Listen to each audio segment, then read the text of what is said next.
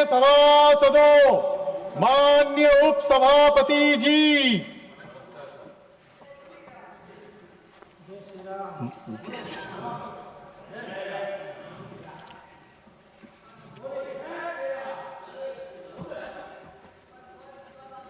further discussion on the working of the Ministry of Rural Development raised by Dr. K. Lakshman on the 10th March 2026.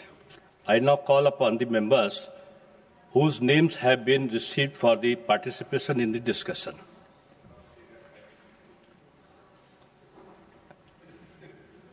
माननीय सदस्य Shri Sanjay Singh, 9 minutes. धन्यवाद मान्यवर। आपने ग्रामीण विकास जैसे महत्वपूर्ण मंत्रालय के विषय पर मुझे अपनी बात कहने का मौका दिया।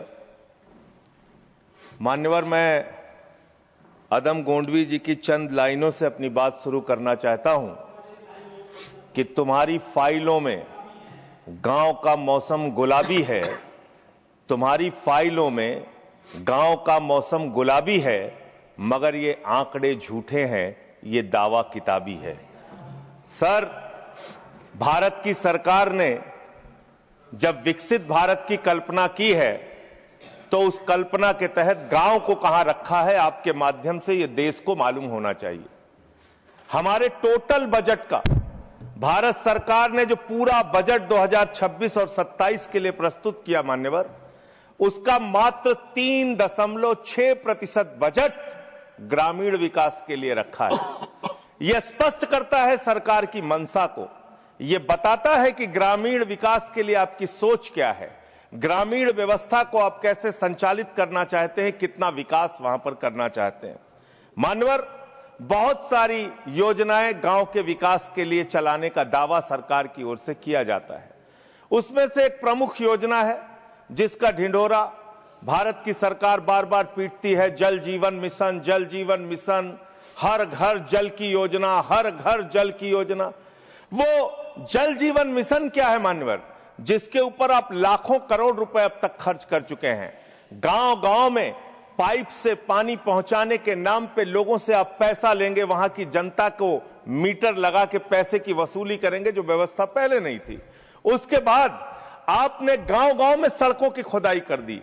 जो ग्रामीण व्यवस्था के अंदर जिला पंचायत से सड़क बनी थी, ग्राम सभा से सड़क बनी थी, जो गांव के विकास के लिए पैसा लगा था, उसको जल जीवन मिशन के तहत सड़कें खोद के, गांव के रास्ते खोद के उसको बर्बाद करने का काम किया गया।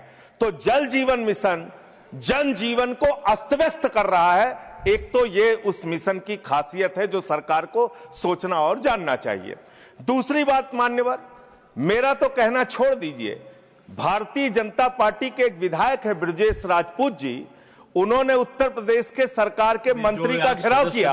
मान्यवर, अरे मान्यवर, देश का सबसे बड़ा राज्य है, उसी राज्य से आप भी आते हैं, हम भी आते हैं, उसी राज्य से आप भी आते हैं, हम भी आते हैं। तो अगर एक भ्रष्टाचार के मामले में कोई जानकारी आपके माध्यम से मैं दे रहा हूं तो जानना चाहिए मान्यवर आपको। मान्यवर, रूरल डेवलपमेंट के नाम पे इस जल जीवन मिशन में गांव गांव में टंकियां बनाई गई। उन पानी की टंकियों की हालत जाकर देखिए। वो पानी की टंकियां उद्घाटन से पहले उजड़ जाती हैं, उद्घाटन से पहले उखड़ जाती हैं, टूट जाती हैं, गिर जाती हैं। 5-5, 10-10 करोड़ की टंकियां, पाइपलाइन जो है वो टूट जाती है। तो मैंने तो इसका मामला सबसे पहले उठाया था, तब सरकार ने हमारी बात नहीं सुनी, कई मुकदमे मेरे ऊपर उल्टा करा दिया। लेकिन इनके एक विधायक ने मान्यवर अपने ही मंत्री का घेराव कर लिया, ब्रजेश राजपूत जी ने, और बीजेपी के विधायक ने कहा कि इस योजना में जबरदस्त भ्रष्टाचार है। इसलिए ये योजना भ्रष्टाचार की भेंट चढ़ चुकी है। दूसरी बात आते हैं, आपने गांव के अंदर जो तमाम और स्कीम शुरू की और उसकी हकीकत क्या है, कितना बजट निर्धारित किया, कितना खर्च किया। आपने मान्यवर मनरेगा के तहत 25-26 में 86,000 करोड़ रुपए निर्धारित किया था बजट में, और इस बार 26-27 में आपने 88,000 करोड़ रुपए मनरेगा के लिए निर्धारित किया। जब आपने 86,000 करोड़ रुपए निर्धारित किया तो आपकी गारंटी थी 100 दिन की। जब आपने 88,000 करोड़ रुपए निर्धारित किया तो आपकी गारंटी है 125 दिन की, और आप कह रहे हैं हम 60% भागीदारी करेंगे। पिछले कई वर्षों से, जब से प्रधानमंत्री नरेंद्र मोदी जी बने हैं इस देश के और जब से भारतीय जनता पार्टी की सरकार है, मनरेगा की स्कीम में इस सदन के अंदर मैं पूरे जिम्मेदारी से बोलना चाहता हूं, एक भी साल में 50 दिन से ज्यादा आपने रोजगार नहीं दिया। मनरेगा स्कीम को आपने मारने का काम किया, खत्म करने का काम किया, और उसके बाद आपने कह दिया 40% राज्य सरकारों की हिस्सेदारी होगी। जो राज्य सरकारें ज्यादातर घाटे में चल रही हैं, चलिए वो भी आपने कर दिया जो आपको करना था, आपने स्कीम पास कर दी जी राम जी की। लेकिन मुझे आप जरा कृपा करके बताइए, आपके हिस्से का 125 दिन के हिसाब से रुपया बैठता है मंत्री जी 2 लाख करोड़ रुपए, तो आपने तो निर्धारित ही 88,000 करोड़ रुपए किया है। तो आप इस स्कीम में क्या सोचते हैं, क्या आपकी योजना है और कितना आप बजट निर्धारित करना चाहते हैं? यानी कि आपकी मंशा ही साफ नहीं है कि आप मनरेगा स्कीम को गांव-गांव तक चला सके। इसके बाद मान्यवर आते हैं, एक मिनट माननीय मंत्री करना चाहता हूं कि जब मैं बोलूं तब आप सुनने जरूर उपस्थित रहना, बोल के चले मत जाना, एक एक चीज का जवाब दूंगा।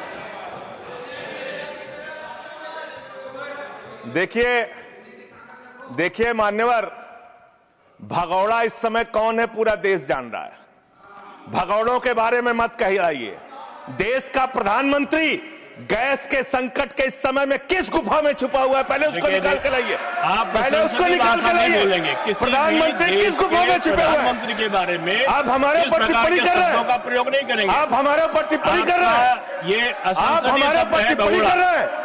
पूरा देश गैस की लाइनों में खड़ा है, यहाँ पर शामिल प्रधानमंत्री गुफा में छिपे हुए हैं। प्रधानमंत्री को निकाल के लाइए, प्रधानमंत्री को निकाल के लाइए। मुद्दों पे बात नहीं करेंगे। इस्तेमाल किया है, ये शब्द ठीक नहीं है। अरे मान्यवर, आप मेरा समय जा रहा है। मान्यवर महोदय, मान्यवर मेरा समय जा रहा है, कृपा करके समय। जी राम जी ने आपको जी राम जी पर रात को 1:30 बजे तक मैंने चर्चा सुनी, और जब उत्तर देने की बारी आई तो विपक्ष भाग गया था। इसलिए मैं निवेदन कर रहा हूं कि रहना जरूर, एक एक चीज का जवाब दूंगा, एक एक चीज का। दूसरी चीज है, जो भगोड़ा शब्द है उसको उसमें शामिल नहीं करेंगे। जी मान्यवर, बात करते हैं ग्रामीण विकास की। आप बात कर रहे हैं, उज्ज्वला स्कीम के तहत 8 से 10 करोड़ सिलेंडर गांव में आपने बांटे हैं, और 10 से 11 करोड़ सिलेंडर के कनेक्शन लोगों ने अपने आप से लिए हैं। 21 करोड़ सिलेंडर के कनेक्शन गांवों में हैं। मैं आपके माध्यम से इस सरकार से पूछना चाहता हूं, मध्य एशिया के अंदर जो युद्ध चल रहा है इजराइल और अमेरिका और ईरान के बीच में, आप क्यों इजराइल की चमचागिरी में खड़े हो गए, जिसके कारण से हिंदुस्तान को आज गैस का संकट भुगतना पड़ रहा है। पूरा देश लाइन में खड़ा है, गांव लाइन में खड़ा है, शहर लाइन में खड़ा है, एक एक इलाका लाइन में खड़ा है। होटल बंद हो रहे हैं मान्यवर, मोरवी के अंदर गुजरात में टाइल्स की फैक्ट्रियां बंद हो रही है मान्यवर। आपने क्या हालत की है। आप राज्यों के साथ न्याय नहीं करते, आप ग्रामीण व्यवस्था के साथ न्याय नहीं करते। आपने बनारस के अंदर 4200 एकड़ जमीन वहां के किसानों की जबरन कब्जा की। 2013 का जो अधिकरण का नियम है, वो नियम आपने लागू नहीं किया। वहां लाठियों से किसानों को पीट के प्रधानमंत्री के संसदीय क्षेत्र में जमीनें कब्जा करने का काम आपने किया। जो पंजाब पूरे देश का पीडीएस सिस्टम चलाता है, 50% भागीदारी पंजाब के किसानों की होती है। आपने पंजाब के रूरल डेवलपमेंट का 8,000 करोड़ रुपए मार के बैठे हुए। आप बताइए क्यों आपने पंजाब का हिस्सा नहीं दिया, क्यों आप वहां के साथ सौतेला व्यवहार कर रहे हैं। बताइए इस देश को और पंजाब के लोगों को। वहां पर बाढ़ आई, आप भी गए थे मंत्री जी वहां पे दुख जताने के लिए। आपने वहां की भयावह परिस्थितियों को देखा था, बावजूद इसके 1600 करोड़ रुपए की मदद आपने घोषित की थी। 16 पैसे आपने पंजाब को नहीं दिए, 16 पैसे। यह आपकी दुर्भावनापूर्ण नीति है जो राज्यों को भुगतनी पड़ रही है, जो देश को भुगतनी पड़ रही है। और ग्रामीण विकास के नाम पर आपने इस देश के गांव में रहने वाली जनता को लगातार धोखा देने का काम किया है, लगातार उनको ठगने का काम किया है। चाहे वो आंगनबाड़ी की स्कीम हो, आंगनबाड़ी की कार्यकर्तियां, हर काम में उनको आप लगा देते हैं, लेकिन आप उनको पैसा देने के नाम पर आपको हंसी आएगी, हंसी आएगी, हंसी आएगी। आंगनबाड़ी की योजना गांव में ही चलती है, गांव में ही चलती है, हंसी आएगी आपको। मान्यवर, मैं अंत में एक ही बात कहना चाहता हूं। मंत्री जी ने कहा भागिएगा नहीं, मैं बिल्कुल बैठ के आपकी एक एक बात को सुनूंगा। मंत्री जी, ध्यान से सुनूंगा। जितनी बात मैंने कही है उसका पूरा जवाब दीजिएगा, और अगर आप जवाब नहीं दे पाएंगे तो मुझे भी उस वक्त बोलने का अवसर दीजिएगा। आप ही अकेले बोलने का अधिकार रखते हैं, ऐसा नहीं होना चाहिए। और दूसरी बात मान्यवर, दूसरी बात, इस समय भगौड़ा कौन है, ट्रंप की गुलामी कौन कर रहा है, पूरा देश देख रहा है। माननीय, जो भी इस चर्चा के दौरान जो भी सदस्य असंसदीय शब्द आया होगा वो शामिल नहीं होगा चर्चा में। अब अगर है तो नहीं होगा, अगर असंसदीय नहीं है तो शामिल होगा।